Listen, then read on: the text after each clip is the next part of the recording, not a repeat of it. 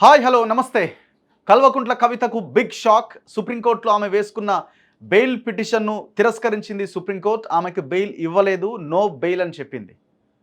కవిత ఎన్నో ఆశలు పెట్టుకున్నది వాటి బెయిల్ మీద. కవితనే కాదు, కవిత కుటుంబ సభ్యులు కేటీఆర్ ఇప్పటికే ఢిల్లీకి వెళ్ళి అక్కడ ఉన్న న్యాయవాదులతో చర్చలు జరిపి బెయిల్ రావాలి ఖచ్చితంగా అని రకరకాల ప్రయత్నాలు చేశారు. దాంతోపాటుగా ఢిల్లీలో ఉన్న పెద్దలను కూడా ప్రసన్నం చేసుకునే ప్రయత్నం చేశారు. ఇదంతా గత నెల రోజులుగా జరిగింది. అయినా కూడా సుప్రీంకోర్టులో బెయిల్ రాలేదు.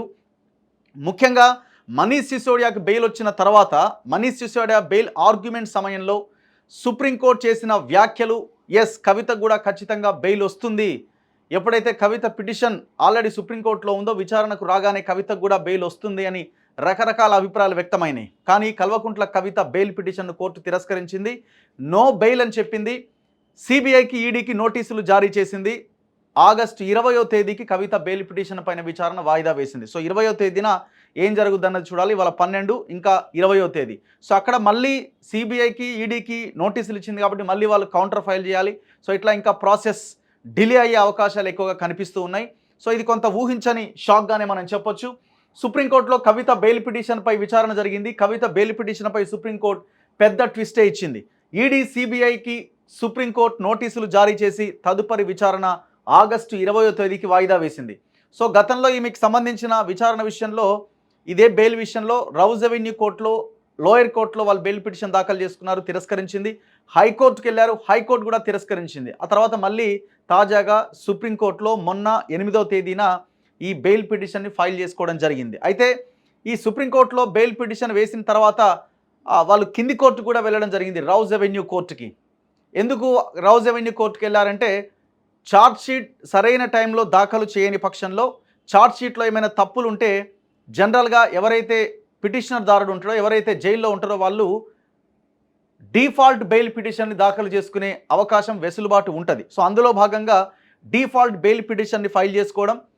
ఆ తర్వాత మనీష్ సిసోడియా బెయిల్ సమయంలో సుప్రీంకోర్టు కొన్ని కీలక వ్యాఖ్యలు చేయడం, ఇంకా ఎన్ని రోజులు జైల్లో పెడతారు, ఎవరైతే నిందితులు ఉంటారో, అంటే నిందితులు మీన్స్ ఎవరైతే రిమాండ్లో ఉంటారో వాళ్ళు ఇంకా కేసు కోర్టు జడ్జిమెంట్ ఇవ్వలేదు కాబట్టి వాళ్ళు నేరస్తులు కాదు, బెయిల్ అన్నది రూలు, బెయిల్ అన్నది జైలు కాదు అని సుప్రీంకోర్టు ఏవైతే కొన్ని వ్యాఖ్యలు చేసిందో ఆ సందర్భంలో వీళ్ళు లోయర్ కోర్టులో, రౌజ్ అవెన్యూ కోర్టులో వేసిన బెయిల్ పిటిషన్ని వెనక్కి తీసుకోవడం జరిగింది. ఎందుకు తీసుకున్నారంటే సుప్రీంకోర్టు పాజిటివ్గా వ్యాఖ్యలు చేసింది కాబట్టి సుప్రీంకోర్టుకి వెళ్తే ఇమీడియట్గా బెయిల్ వచ్చే అవకాశం ఉంది అని కవిత తరపు లాయర్లు ముందు రోజు అటెండ్ కాలే, నెక్స్ట్ డేకి వాళ్ళ పిటిషన్ కూడా వెనక్కి తీసుకున్నారు. ఇది జరిగింది.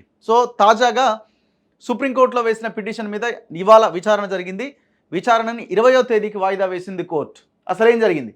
సుప్రీంకోర్టులో కవిత బెయిల్ పిటిషన్ పైన ఇవాళ విచారణ జరిగింది. కవిత పిటిషన్పై సుప్రీంకోర్టు పెద్ద ట్విస్ట్ ఇచ్చింది. ఈడీ సిబిఐకి సుప్రీంకోర్టు నోటీసులు జారీ చేసింది. మీ స్పందన ఏంటో చెప్పాలని కేంద్ర ఏజెన్సీలను కోర్టు కోరింది. తదుపరి విచారణ ఆగస్టు 20వ తేదీకి వాయిదా వేసింది. మధ్యంతర బెయిల్ ఇచ్చేందుకు సుప్రీం ధర్మాసనం నిరాకరించింది. ఈ కేసుపై justice BR Gavai, justice Vishwanath ధర్మాసనం విచారణ జరిపింది. సిబిఐ ఈడీ కేసులలో బెయిల్ ఇవ్వాలని కవిత పిటిషన్ దాఖలు చేసిన విషయం తెలిసిందే. ఈ నేపథ్యంలో ఢిల్లీ హైకోర్టు తీర్పును కవిత సవాల్ చేశారు. మార్చి 15వ తేదీన కవితను ఈడీ అరెస్ట్ చేయగా ఏప్రిల్ 11వ తేదీన సిబిఐ అరెస్ట్ చేసింది. ఇక కవిత తరపున న్యాయవాది ముకుల్ రోహ్తగి వాదన వినిపించారు. 5 నెలల నుంచి ఆమె జైల్లో ఉన్నారు. 463 మంది సాక్షులను విచారించామని ధర్మాసనం పేర్కొన్నది. అయితే ఢిల్లీ మద్యం కుంభకోణం కేసులో అరెస్ట్ అయి తిహార్ జైల్లో ఉన్న బీఆర్ఎస్ ఎమ్మెల్సీ కవిత బెయిల్ పైన ఆశలు పెట్టుకున్నారు. ఇప్పటికే కవితకు trial court and Delhi high court bail నిరాకరించినాయి. దీంతో ఆమె ఆశలన్నీ సుప్రీంకోర్టు పైనే పెట్టుకున్నారు. ఇవాళ తనకు బెయిల్ వస్తుందని ఆమె భావించారు. తనపై ఈడీ సిబిఐలు నమోదు చేసిన కేసుల్లో బెయిల్ ఇవ్వాలని కోరుతూ ఈ నెల 8వ తేదీన ఆమె సుప్రీంకోర్టును ఆశ్రయించడం జరిగింది. తనకు బెయిల్ ఇవ్వడానికి నిరాకరిస్తూ ఢిల్లీ హైకోర్టు జూలై 1వ తేదీన ఇచ్చిన తీర్పును సవాల్ చేస్తూ ఈ నెల 8వ తేదీన ఆమె సుప్రీంకోర్టులో ఈ పిటిషన్ వేశారు. మనం ఇంతకుముందే చెప్పినాం, లోయర్ కోర్టులో కూడా ఒక పిటిషన్ డీఫాల్ట్ బెయిల్ పిటిషన్ వేసి మళ్ళీ వెనక్కి తీసుకున్నారు. సుప్రీంకోర్టులో స్పెషల్ లీవ్ పిటిషన్ దాఖలు చేశారు, అక్కడ కూడా వాయిదా పడింది. ఇక బెయిల్ కోసం మరో వారం పాటు కవిత వేచి చూడాల్సిన పరిస్థితి. అప్పుడైనా బెయిల్ వస్తుందో రాదో చూడాలి. ఇట్లా ఇంకొక వారం రోజుల దాకా వెయిట్ చేయాల్సిందే. ఆ వారం రోజుల జరిగే ఫస్ట్ విచారణలో కూడా ఆమెకు బెయిల్ వస్తుందా అంటే చెప్పలేమని చెప్తా ఉన్నారు అడ్వకేట్స్. బట్ ఏదో ఒక రోజుకైతే బయటికి రావాల్సిందే, దాంట్లో అయితే ఏం లేదు. కానీ ఎప్పుడు వస్తుంది అనేదే పాయింట్ ఇక్కడ. ఇప్పటికీ ఆమె జైల్లో ఉండి 5 నెలలు దాటుతున్నది. ప్రస్తుతం కవిత తీహార్ జైల్లో ఉన్నారు. ఆమెను బయటికి తీసుకొచ్చేందుకు ఆమె కుటుంబం తీవ్రంగా ప్రయత్నం చేస్తోంది. ఈ క్రమంలో ఆమె సోదరుడు బీఆర్ఎస్ వర్కింగ్ ప్రెసిడెంట్ కేటీఆర్, మాజీ మంత్రి హరీష్ రావు ఇటీవల ఢిల్లీ వెళ్లారు. ఆ సమయంలో వారిద్దరూ కవితకు బెయిల్ అంశంపై చర్చించారని జోరుగా ప్రచారం సాగింది. ఎన్నో ఆశలు పెట్టుకున్నప్పటికీ కోర్టులో నిరాశ ఎదురైంది. ఢిల్లీ హైకోర్టులో మద్యం పాలసీ కేసులో దర్యాప్తు సంస్థలు దాఖలు చేసిన ఛార్జ్షీట్లో 50 మందిని నిందితులుగా పేర్కొన్నారని, అందులో కవిత మాత్రమే మహిళ అని ఆమె తరపు సీనియర్ న్యాయవాదులు గతంలో ఢిల్లీ హైకోర్టులో వాదించారు. మహిళలకు కొన్ని ప్రత్యేక వెసులుబాట్లను చట్టాలు కల్పించాయి. వాటన్నింటినీ పరిగణలోకి తీసుకొని కవితకు బెయిల్ ఇవ్వాలన్నారు. సో ఇట్లా ఇరువురి వాదనలు విన్న ధర్మాసనం లోయర్ కోర్టులో బెయిల్ తిరస్కరణకు గురైంది, హైకోర్టులో తిరస్కరణకు గురైంది, సుప్రీంకోర్టులో కూడా ఈ మధ్యంతర బెయిల్ తిరస్కరించి వాయిదా వేసింది. తిరస్కరించడం మీన్స్ ఆ పిటిషన్ని కొట్టేయలేదు, వాయిదా వేశారు. సో ఇది జరిగిన విషయం. ఒక్కసారి అడ్వకేట్ శరత్ గారికి ఒకసారి కాల్ చేద్దాం. ఐ థింక్ సార్ ఫాలో అయ్యి ఉంటారు. సార్ నమస్తే. హలో గారు. సార్ ఏం లేదు, ఒక చిన్న వీడియో చేస్తున్న కవిత బెయిల్ మీద. సో ఇవాళ ఆర్గ్యుమెంట్స్ ఏంటి సార్? అంటే తీర్పు వాయిదా పడ్డట్టుంది. ఏం జరగలేదు. వాళ్ళు ఏమన్నారంటే యాక్చువల్లీ ఇందులో కవిత కేసుకి తర్వాత కేజ్రీవాల్ కేసుతో తర్వాత సిసోడియా కేసుతో సమానంగా ఉన్నాయి. అన్ని సిమిలర్ కేసెస్.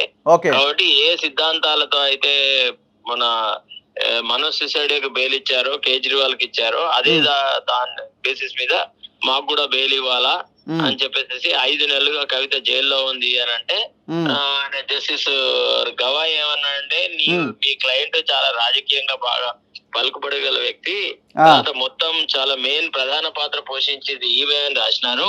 ఈమెను మహిళలాగా చూడాల్సిన అవసరం లేదు, ఈమె ప్రజాప్రతినిధి కాకుండా అసలు వ్యాపారాలు చేసేటప్పుడేమో మహిళ అని అనలేదు, తర్వాత ఇప్పుడు బెయిల్ దగ్గరకు వచ్చేటప్పటికి మహిళ అని చెప్పుకోవడం కరెక్ట్ కాదని రాసింది కదా హిందీ కోర్టు అని అంటే. మరి రాజ్యాంగంలో ఎక్కడ కూడా పదవి అలంకరించినాక నేను మహిళను కాకుండా పోతా అని లేదు కదా అని ముఖిల్ రోహత్గి అన్నాడు. Anyway it's all right, we will issue notice to the ED and CBI అని చెప్పి నోటీసులు ఆర్డర్ చేసిన అంతే. ఓకే, సో ఇప్పుడు నెక్స్ట్ 20th కి మళ్ళీ ఆర్గ్యుమెంట్స్ ఉంటాయా?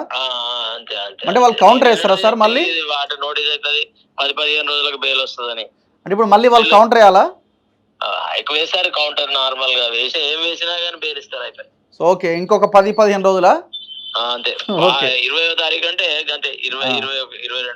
సో 20వ తారీఖు కష్టమేమో నేను అనుకోవడం. మళ్ళీ ఇంకొక వాయిదా ఉండదు కాదు, ఆ రోజు ఆర్గ్యుమెంట్స్ అయితే 2-3 డేస్ తర్వాత జడ్జిమెంట్ వస్తుంది. సో మళ్ళీ రిజర్వ్ లో 20th రోజు రిజర్వ్ లో పెట్టొచ్చేమో.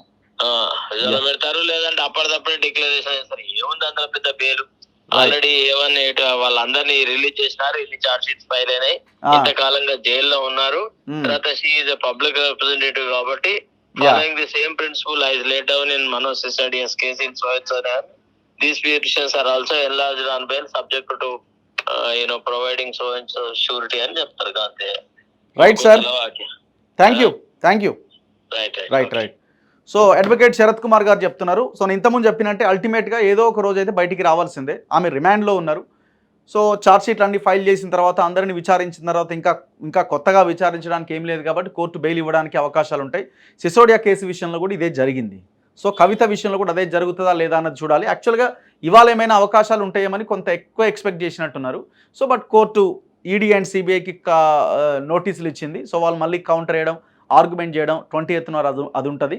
సో దాని తర్వాత మళ్ళీ వాయిదా వేస్తారా, లేకపోతే తీర్పు ఆర్గ్యుమెంట్స్ అయిపోయినాయి, తీర్పుని రిజర్వ్ చేసినాం, ఫలానా డే రోజున మేము జడ్జిమెంట్ చెప్తామా అన్నది చూడాలి. మరి ఆ రోజు బెయిల్ వస్తుందా లేదా అన్నది చూడాలి. ఇదంతా కూడా కోర్టు పరిధిలోని అంశం.